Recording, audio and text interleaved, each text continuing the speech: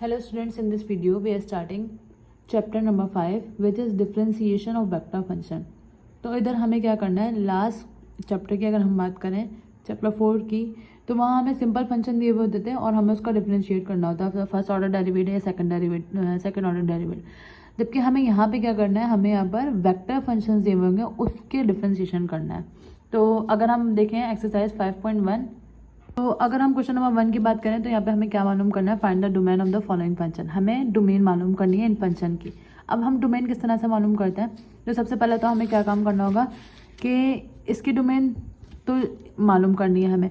हम क्या करेंगे, अलग अलग फंक्शन को सेपरेट करके फिर उनकी डोमेन अलग अलग मालूम करेंगे। किस तरह से मालूम करेंगे, तो पहले हम इसको फंक्शन सपोज कर लेते हैं एफ। ये क्या हो जाएगा, 2t फंक्शन आ गया। इधर लिख देते हैं हम लेट जी ऑफ एच दूसरा फंक्शन हो जाएगा, जी ऑफ टी क्या है दूसरा फंक्शन, -3t। और थर्ड फंक्शन हमारा क्या है, 1/t। तो ये क्या हो जाएगा, H of T equal to 1/t बस। अच्छा, अब हमें क्या करना है, इसकी डोमेन मालूम करनी है। तो सबसे पहले हम क्या करते हैं, बोथ साइड पे डोमेन लिख देते हैं। डोमेन r-t, उसके बाद अब ये 2t हमने क्या सपोज करा था, डोमेन ft, और इसकी हमें क्या निकालनी होगी, डोमेन। तो हम क्या लिखेंगे, डोमेन ft। अब जब हम डोमेन एक से ज़्यादा फंक्शन की निकालते हैं तो उनके दरमियान हम क्या लगाते हैं, इंटरसेक्शन लगाते हैं। तो ये पहला फंक्शन आ गया, प्लस माइनस नहीं लगाएंगे, क्या लगाएंगे, इंटरसेक्शन लगाएंगे। Second function domain G T, इसी तरह थर्ड फंक्शन डोमेन इंटरसेक्शन आएगा, डोमेन, यानी इन सबको सॉल्व करने के बाद हमें क्या करना होगा, इन सबको इंटरसेक्ट करवाना होगा, यानी इंटरसेक्शन लेना होगा। तो अगर हम इसकी बात करें, डोमेन एच ऑफ टी आ जाएगा यहाँ पर। अब इसकी सेपरेट डोमेन क्या है, इसको हम इक्वेशन 1 बोल देते हैं फिलहाल, कि ताकि डोमेन, या फिर हम डायरेक्ट डोमेन ही निकाल लेते हैं क्योंकि ये इजी क्वेश्चन है, आराम से आ जाएगी डोमेन। तो डोमेन फंक्शन टी की डोमेन का मतलब क्या है कि ऐसा टी की जगह पे फंक्शन रखना है कि ये इनफाइनाइट नहीं जाए। तो इनफाइनाइट का मतलब क्या है कि डिनोमिनेटर में ज़ीरो ना जाए, अनडिफाइंड फंक्शन पे ना जाए। तो इधर हम कोई भी वैल्यू फिल कर सकते हैं, कोई भी रियल नंबर पुट कर सकते हैं, जिसकी अगर हम चाहे 1 पुट करें, 2 पुट करें, 3 पुट करें, कुछ भी पुट करें, किसी भी वैल्यू के पुट करने की वजह से ये अनडिफाइंड फंक्शन नहीं होगा। तो हम यहाँ पे क्या लिख सकते हैं, यहाँ पर इसकी वैल्यू मतलब क्या आएगा, डोमेन क्या आएगी, ऑल द रियल वैल्यूज़। अच्छा, इंटरसेक्शन आया। इसके बाद अगर हम जी टी को देखें तो यहाँ पर भी टी फंक्शन, क्योंकि न्यूमरेटर में तो कोई भी फंक्शन कोई भी वैल्यू पुट कर सकते हैं, सारी वैल्यूज़ में ये रियल नंबर ही रहेगा। लेकिन अगर हम इसकी बात करें तो 1t की जगह पर अगर हम 0 पुट करते हैं तो वो अनडिफाइंड फंक्शन चलाते हैं, क्योंकि हमें पता है 1/0 क्या होता है, अनडिफाइंड फंक्शन होता है। लेकिन उसके अलावा अगर हम 1/1 पुट करते हैं, 1/2 पुट करते हैं, 1/3 पुट करते हैं, कुछ भी वैल्यू पुट करते हैं, उससे कोई फर्क नहीं पड़ता। तो सिवाय 0 के कोई भी पुट कर सकते हैं। तो हम इधर क्या लिख देंगे, ऑल रियल नंबर एक्सेप्ट 0, यानी -0, यानी 0 के अलावा कोई भी रियल नंबर। इस एक्सेप्ट 0 को हम अलग अलग सेपरेट ब्रैकेट में बना देते हैं कि इस वैल्यू के अलावा रियल नंबर कोई सा भी होगा वो चलेगा। अच्छा, अब हमें इंटरसेक्शन लेना है, और इंटरसेक्शन में हमें पता है हम क्या करते हैं, जो तीनों वैल्यूज में सेम होगा वो आएगा। तो हम इधर क्या लिख सकते हैं, रियल नंबर तो सब में है।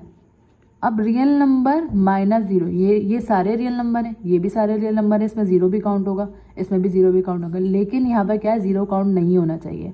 तो जो सब में कॉमन है वो क्या है, रियल नंबर एक्सेप्ट 0। क्योंकि अगर मैं सिर्फ रियल नंबर लिख देती हूँ तो रियल नंबर एक्सेप्ट 0 इसमें दिया हुआ है, एक्सेप्ट 0 वाला काउंट नहीं होगा फिर। तो हमें इस तरह से इंटरसेक्शन लेना है कि हमारी सब में से कॉमन जो वैल्यू आ रही होगी वो लेंगे। तो ये क्या आ गया, domain of R, scalar function, vector function है RT।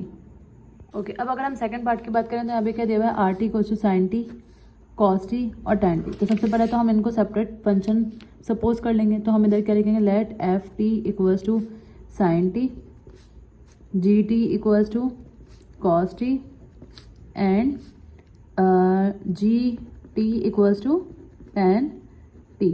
अब पहले हम डोमेन निकाल लेते हैं सबकी, फिर उसके बाद हम फॉर्मूला अप्लाई करेंगे, यानी डोमेन ऑफ ft की डोमेन क्या आएगी, अगर हम इधर sin 0 पुट करें, sin 0 is 0 which is undefined function नहीं है, which is not an undefined function. अगर हम 1 भी पुट कर रहे हैं तो उससे कोई ना कोई वैल्यू हमारी आएगी। दैट मीन्स हम यहाँ पे क्या लिख सकते हैं, ऑल रियल वैल्यूज। सिमिलरली अगर हम कॉस टी की बात करें तो कॉस टी की डोमेन क्या होगी, क्योंकि कॉस 0 क्या होता है 1, वो भी अनडिफाइन है, तो कॉस टी की भी सारी वैल्यूज़ क्या होंगी, रियल वैल्यूज होंगी, कोई भी पुट कर सकते हैं। लेकिन हमें ये बात याद रखनी है, जब भी tan टी की डोमेन की बात होगी तो tan डी की डोमेन क्या होती है, डोमेन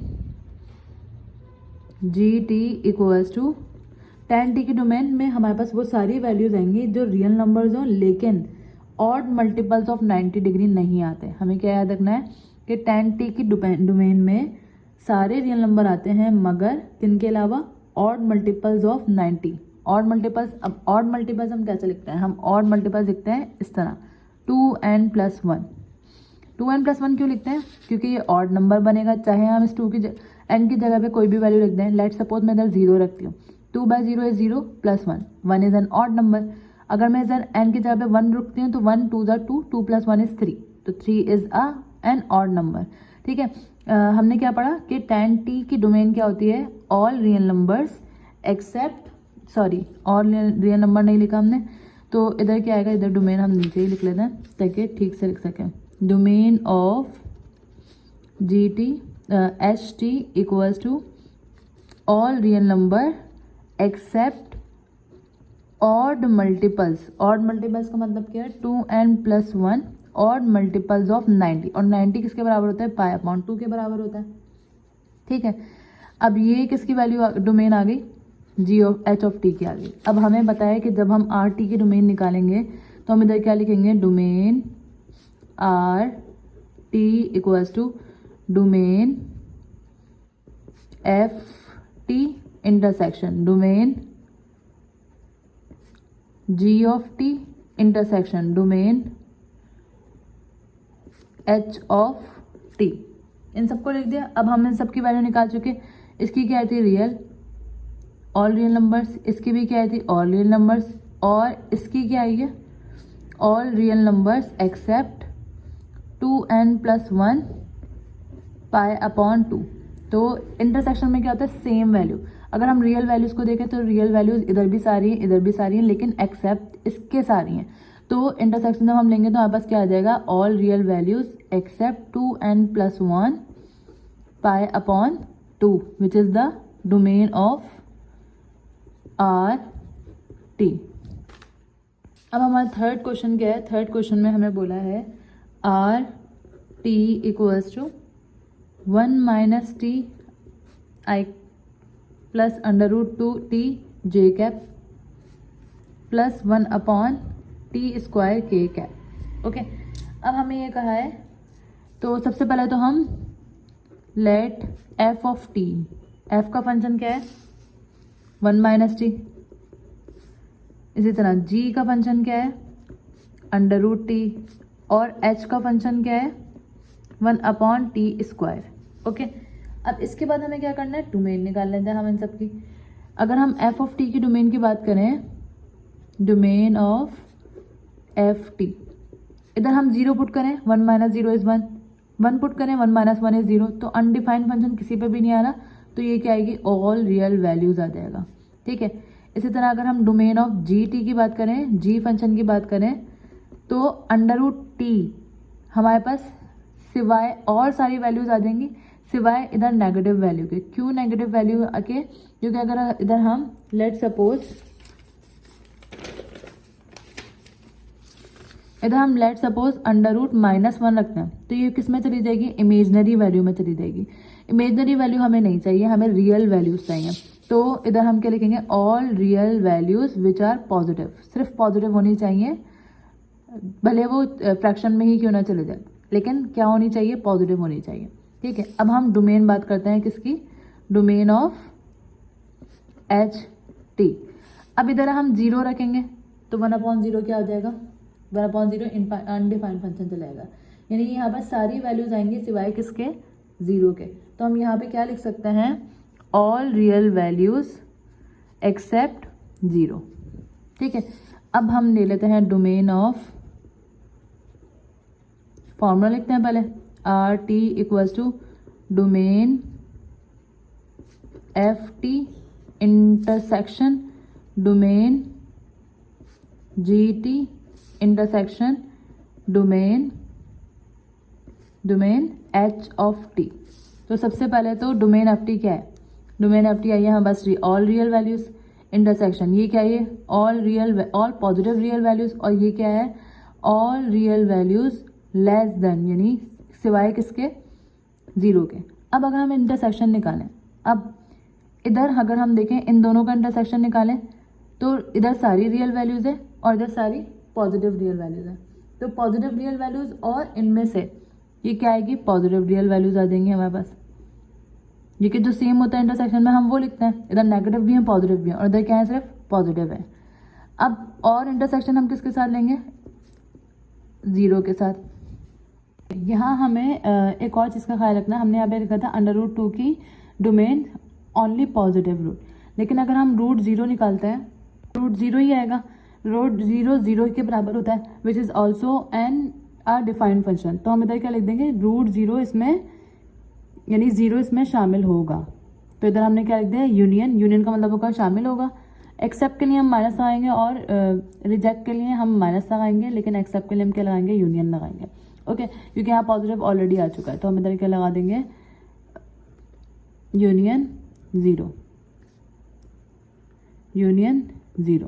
ठीक है, अच्छा अब अगर हम इसका इंटरसेक्शन निकालें तो आर पॉजिटिव से आर पॉजिटिव, इन दोनों में से आर पॉजिटिव तो रियल वैल्यू निकल ही जाएगी। ठीक है, क्योंकि इधर आर सारी वैल्यूज़ हैं और इधर आर सिर्फ पॉजिटिव है। तो इंटरसेक्शन में हम क्या करते हैं जो सेम होता है तो दोनों में सेम क्या होगा आर पॉजिटिव वैल्यू। लेकिन अगर हम इसकी बात करें इधर हमने यूनियन करवाया था ओ को यानी ओ जीरो को जीरो यानी कि ऐड करवाया था और इधर हम सब्ट्रैक्ट करवाए, तो प्लस का जीरो माइनस का जीरो कैंसिल हो जाएगा। तो हमारे पास आंसर सिर्फ क्या आएगा domain of R T real positive value. Okay move on to the next question. Next question हमारे पास क्या है G of T equal to cos T है। तो यहाँ पर सबसे पहले तो हम क्या करेंगे let F of T equals to cos T, G of T equals to minus cos T and last one sorry S G हम यहाँ पर ऑलरेडी दिया हुआ है तो इसको हम एस ले लेते हैं और इसको हम ले लेंगे आर ऑफ टी ले लेते हैं। R of T equals to cosec T. अब यहाँ पर जब हम इसकी डोमेन निकालेंगे तो domain of F T equals to cos T की डोमेन हमें पता है क्या होती है ऑल रियल वैल्यूज़ होती हैं। इसी तरह अगर हम डोमेन ऑफ एच टी निकालें तो ये भी कॉस है, तो इसकी भी क्या होंगी नेगेटिव माइनस आ रहा है लेकिन ये इसकी डोमेन हम चाहे जीरो लें चाहे वन लें तो इसकी भी क्या होगी रियल वैल्यूज होंगी। अब बात करते हैं कॉसेक की। तो कॉसेक की जब हम बात करेंगे तो कॉसेक में तो हमें ये याद रखना है कि जब भी हम डोमेन निकालेंगे कॉसेक की, और कॉसेक क्योंकि किसका रेसिप्रोकल होता है साइन का, तो कॉसेक की बात हो चाहे रेसिप्रोकल यानी इसके रेसिप्रोकल साइन की बात हो तो उसकी डोमेन क्या होगी all the real values except N. अब ये एन किसको रिप्रेजेंट कर रहा है ऑल द वैल्यूज, यानी इधर हम 1 पुट करें 0 पुट करें 2 पुट करें all the values pi N pi, यानी पाई से रिलेटेड जितनी 1 पाई आए 2 पाई आए 3 पाई आए उनको अब हम माइनस करवा देंगे किससे रियल वैल्यू से। तो एक हमने 10 की पढ़ी थी, 10 की क्या थी 10 की क्या थी ऑल द रियल वैल्यूज, मगर किसके अलावा 2n+1 all the odd number odd values of pi by 2, लेकिन यहाँ पर ऑल द वैल्यूज ऑफ पाई। ठीक है, अभी डोमेन आ गई। अब हम क्या करेंगे डोमेन किसकी निकालनी है हमें जी ऑफ टी की, डोमेन ऑफ जी टी निकालनी। तो ये किसके बराबर होगी सबसे पहले domain F of T intersection domain H of T intersection domain are of T. तो अब अगर हम इसकी वैल्यूज पुट कर दें यहाँ पर सबकी, तो डोमेन ऑफ एफ टी हमारे पास क्या है all the real values, domain of H T हमारे पास क्या है ऑल द रियल वैल्यूज, जबकि अगर हम इसकी बात करें all the real values except N pi, तो इसमें कॉमन क्या आ जाएगा हमारे पास all the real values except N pi which is the answer of domain G T. यहाँ हमें एक और चीज़ ये याद रखनी है कि n पाई आएगा, या जो हमने क्वेश्चन नंबर 2 में पढ़ा है, यानी कि 2n + 1 पाई, ये किससे बिलोंग कर रहा होगा, z से। z is for integer. So this is question number 1। Now moving to question number 2।